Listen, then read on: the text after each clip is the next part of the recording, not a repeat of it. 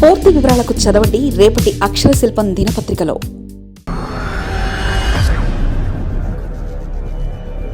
అవసరమా, నమ్మకమా, అపనమ్మకమా?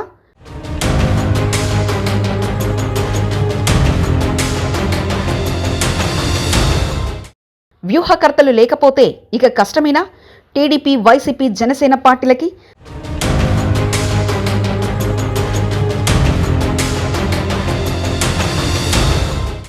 రాజకీయాల్లో డక్కాముక్కిలు తిన్నప్పటికీ ఎన్నికలు జరుగుతున్నాయంటే వ్యూహకర్తల అవసరం ప్రతి పార్టీకి ఉంటుంది.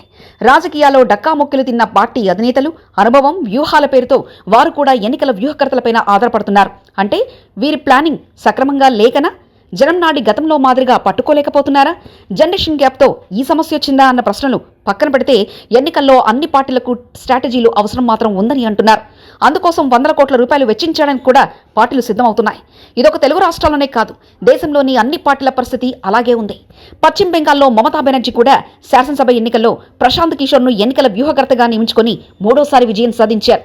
గతంలో నేతలు ఒక అంచనా వేసేవారు, నియోజకవర్గాల వారీగా నేతలను ఎంపిక చేసేవారు, దానికి అనేక పద్ధతులను పాటించేవారు.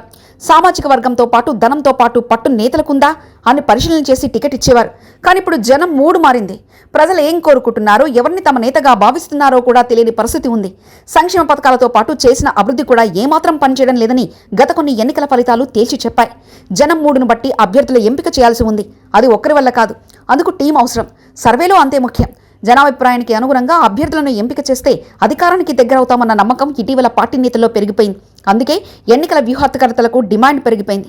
ప్రశాంత్ కిషోర్ అందుకున్న వరుస విజయాల తర్వాత ఈ ట్రెండ్ మరింత ఎక్కువైంది. తెలుగు రాష్ట్రాల ఎన్నికల్లో కూడా పరిశీలిస్తే ఇది మరింత అర్థమవుతుంది. 2024 ఎన్నికల్లో రాబిన్ శర్మ తెలుగుదేశం పార్టీకి ఎన్నికల వ్యూహకర్తగా పనిచేశారు. ఇక ప్రశాంత్ కిషోర్ టీం నుంచి వచ్చిన రుషిరాజ్ ఐపాక్ టీంకు సారథ్యం వహించి వైసీపీ వ్యూహకర్తగా నిలిచారు. రాబిన్ శర్మ షో టైం, రుషిరాజ్ ఐపాక్ టీంలతో తాము చేయాల్సిందంతా చేశారు. అభ్యర్థుల ఎంపిక నుంచి సోషల్ మీడియాలో ప్రత్యర్థి పార్టీలపై విమర్శలు, సొంత పార్టీ మేనిఫెస్టోను బలంగా ప్రజల్లోకి తీసుకెళ్లడం వంటి పనులు చేశారు. ఇటీవల జరిగిన మహారాష్ట్ర ఎన్నికల్లో రాబిన్ శర్మ ఏక్నాథ్ షిండే కోసం, నరేష్ అరోరా, అజిత్ పవార్ కోసం పనిచేశారు. రెండు పార్టీలను విజయం వైపు నడిపించారు. అదే సమయంలో కాంగ్రెస్ పార్టీ తరఫున సునీల్ కనుగోలు పనిచేశారు. కానీ ఫలితం కనిపించలేదు. తెలంగాణ, కర్ణాటక ఎన్నికల్లో సక్సెస్ అయిన సునీల్ కనుగోలు మహారాష్ట్ర ఎన్నికల్లో మాత్రం ఆ పార్టీకి అధికారాన్ని సాధించి పెట్టలేకపోయారు. అంతెందుకు, ఎంతో మందిని ముఖ్యమంత్రులు చేసి దేశంలోనే వ్యూహకర్తగా పేరున్న ప్రశాంత్ కిషోర్ మొన్నటి ఉప ఎన్నికల్లో బీహార్లో తమ పార్టీ అభ్యర్థులను బరిలోకి దింపి గెలిపించుకోలేకపోయారు. నరేష్ అరోరా టీం గత ఎన్నికల్లో నెల్లూరు వైసీపీ ఎంపీ అభ్యర్థి విజయసాయిరెడ్డికి పనిచేసినా అనుకున్న ఫలితం రాలేదు.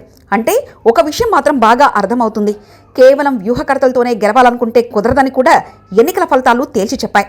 అలాగే వ్యూహకర్త లేకుండా ఎన్నికలకు వెళ్లడం కూడా కష్టమే. గతంలో ఎవరూ ఎన్నికల వ్యూహకర్తలను నియమించుకోలేదు. గతంలో వైఎస్ రాజశేఖర రెడ్డి ఉమ్మడి ఆంధ్రప్రదేశ్లో 2 సార్లు కాంగ్రెస్ను అధికారంలోకి తెచ్చినప్పుడు ఎన్నికల వ్యూహకర్తలను నియమించుకోలేదు. అలాగే చంద్రబాబు నోటి నుంచి కూడా 2009 ఎన్నికల వరకు ఎన్నికల వ్యూహకర్త అనే మాటే వినిపించలేదు. కానీ వైఎస్ జగన్ వైసీపీ పట్టిన తర్వాత, లోకేష్ టీడీపీలో క్రియాశీలకం అయిన తర్వాత మాత్రమే స్ట్రాటజీల ప్రభావం పెరిగిపోయింది. వారి మాటకు విలువ ఎక్కువైపోయింది. టికెట్ల దగ్గర నుంచి అన్ని వారు చెప్పినట్లే నడుచుకుంటున్నారు. కానీ వ్యూహకర్తల వల్ల కూడా ఎక్కువసార్లు గెలిచింది లేదు. మొత్తం మీద ఏపీలో వ్యూహకర్తల కల్చర్ మొదలైన నాటి నుంచి వారి చేతుల్లోకే పార్టీ అధినేతలు వెళ్లిపోయినట్లే కనిపిస్తుంది.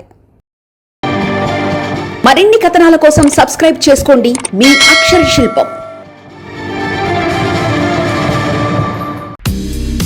పూర్తి వివరాలకు చదవండి రేపటి అక్షర శిల్పం దినపత్రికలో.